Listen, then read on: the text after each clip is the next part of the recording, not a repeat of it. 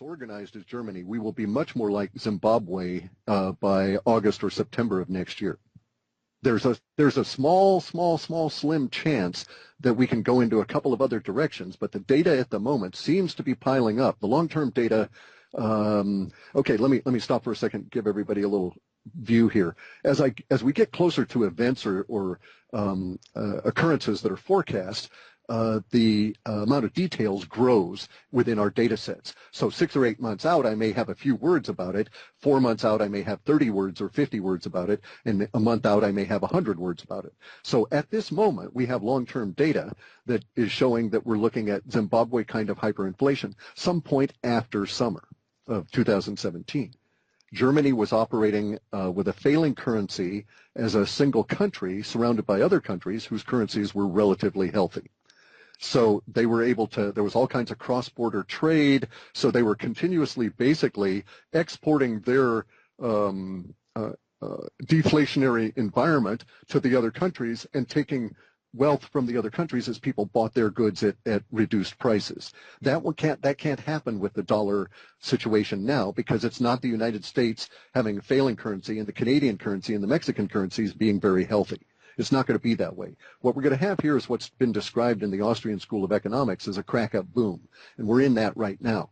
And I know that we're in that right now because the Mexican peso, they upped the rates on the Mexican peso interest rate that they're paying on that by 50 basis points more than had been anticipated by the markets. So the panic is already starting to spread to the other currencies. So you'll see this happen fairly quick where there's going to be currency wars. It's like, oh, you've got some wealth that you want to stash somewhere? Well, come on over to Poland. We're paying 7.5% if you want to put the money in our bank. And then, Lithuania will say, well, we'll pay 7 3/4. And there you go. See, that's the way it starts happening. That's part of the aspect of the crack-up boom. And, of course, all of this stuff is going to affect global housing markets and interest rates because they're all tied to the petrodollar. And it is dying. It will not recover. So there won't be a 2009, quote, recovery. Note that this has been the longest recovery, the third longest recovery in the history of the United States dollar period, and that this recovery is the weakest of them all. And also note that when Germany was doing its stuff in the 1920s and 30s to get itself out of the problems of World War I, it was doing so propped up by an American banking system that was funded by Prescott Bush, the Bush clan's granddaddy, and he was financing Hitler. And so Germany actually recovered from their economic problems because of a massive investment by Ford, by all of these companies from the United States through Prescott Bush's efforts into Germany at that time. So they didn't do it on their own. That's kind of like a misunderstanding of what's going to go on. Now, the reason we could do that then was because our dollar had something in it. In 1913, it was created, and it was worth 100 pennies. By 1923, it was worth maybe 96 pennies. Now it's worth 2 pennies. So there's no slack in there. There's no ability to create massive amounts of debt for a major spending infrastructure system.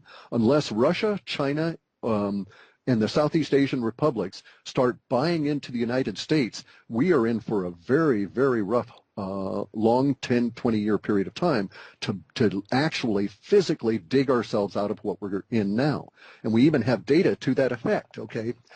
We've got some data sets that have got a lot more, because of the emotional connection here, because of the way humans feel about the subject, we have a lot more data than we get about other subjects. In other words, if it's a very dry academic subject like, the mating patterns of the such-and-so moth, I just don't get a lot of data about it. But if you've got something that people throw a lot of emotion into, sports, religion, sex, or money, and in this case gold, I get a lot of words about it. So I get a lot more words about gold and silver, not because gold and silver have a lot more chatter or are held by a lot of people. It's just that the people that have them have a very specific level of emotional attachment to them, and that's been the way it's been through history. So we have a tendency to sort of piggyback on that historical attachment to gold and silver.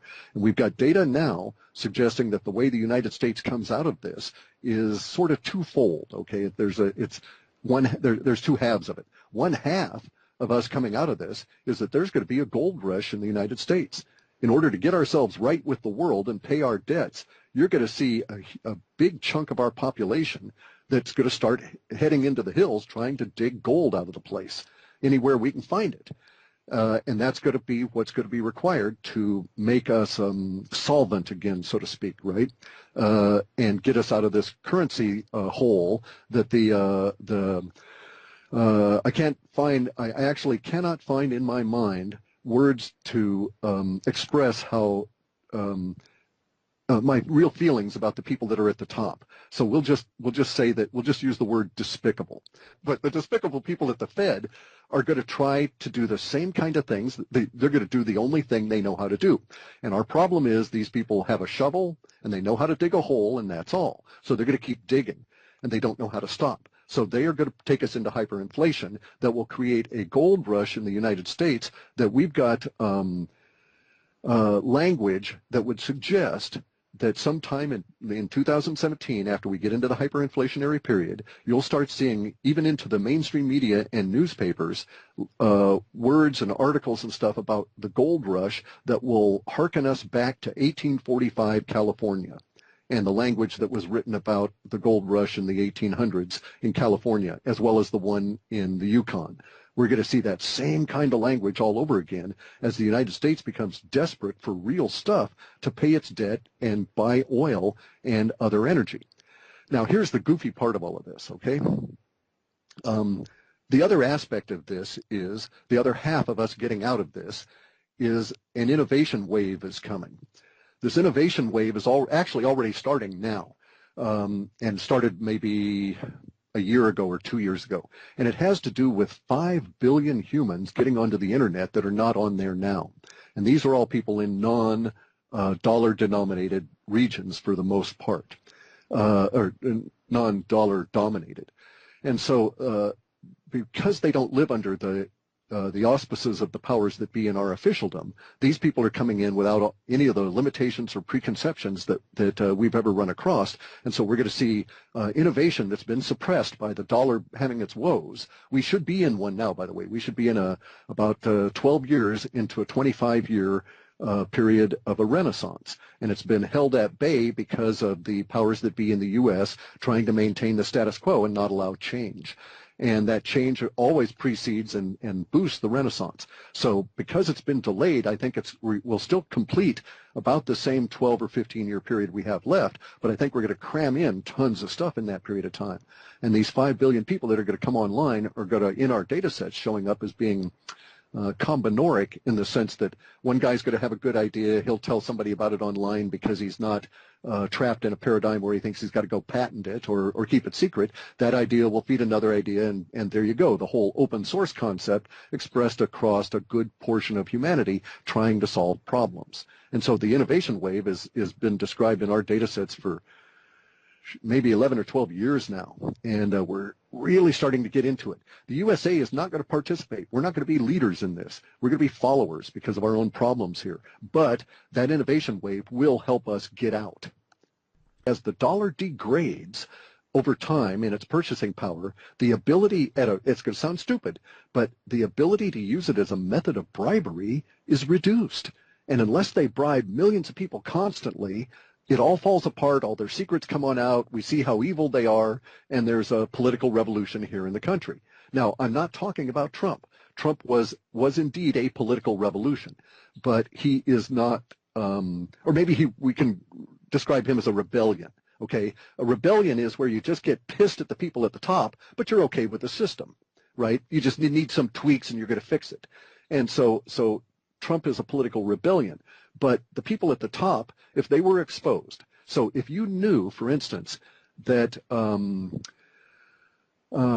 every single person that was in an appointed office in the federal government and every single person that was in an appointed office in any of the state governments that had been appointed in the last 15 years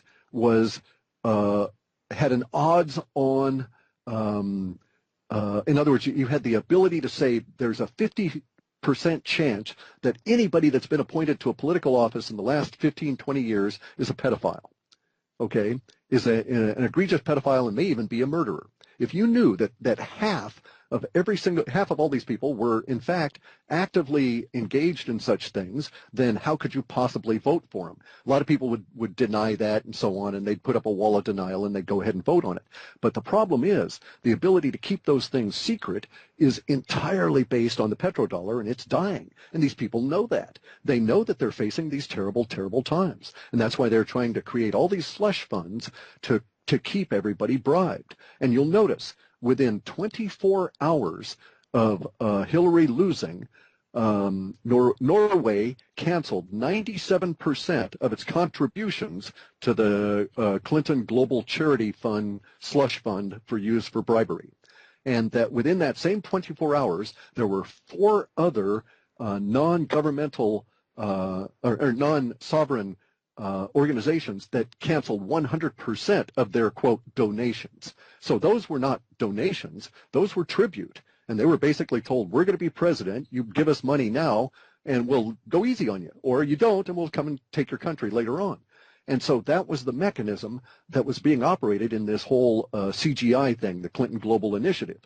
And it's not a charity thing. They paid out less than 0.5% of all the funds come on in that were allocated explicitly to charity. So in other words, they stole 99.5% of the money that said, give this to the people in Haiti that suffered that great earthquake.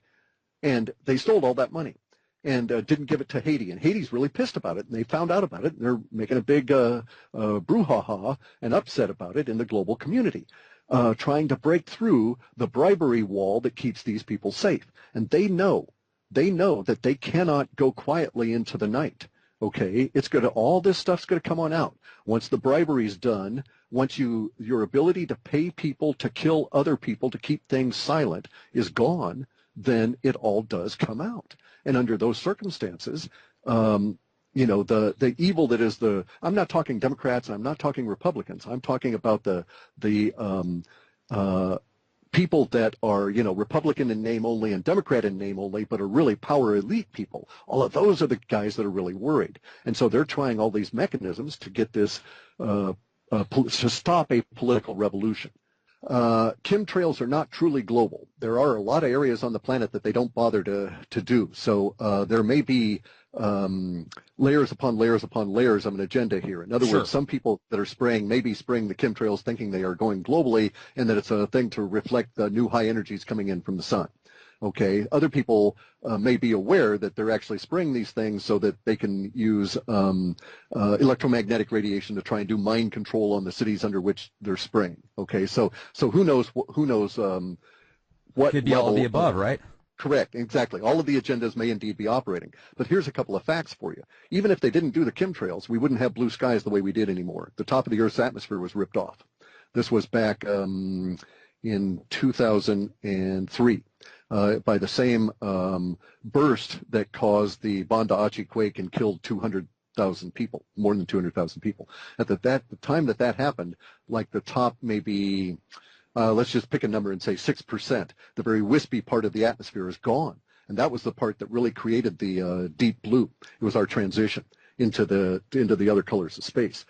So it's a weird time. There's no question about it. Everything's coming, we're coming into what's been called the age of Aquarius, right? Mm-hmm. And as we move into these ages, each of these precessional ages last for years, and it takes us a long time to make a transition. Even a single degree of movement in a precessional arc is going to take 72 years.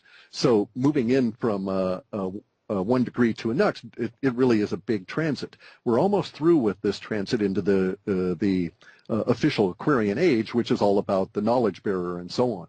So a lot of this stuff is all coming out. And you'll notice in a sort of a curious flip to that, we've got all of the old knowledge being questioned. And this is a good thing, this we are change within our understanding of what academia has been spoon-feeding us. So, for instance, we now know that when the astronauts go into space, they can't see the sun or the fixed stars. The sun is not visible in space. The only way it becomes visible is if you put microfine little scratches in a grid pattern in your acrylic window and cause a particular kind of light interaction.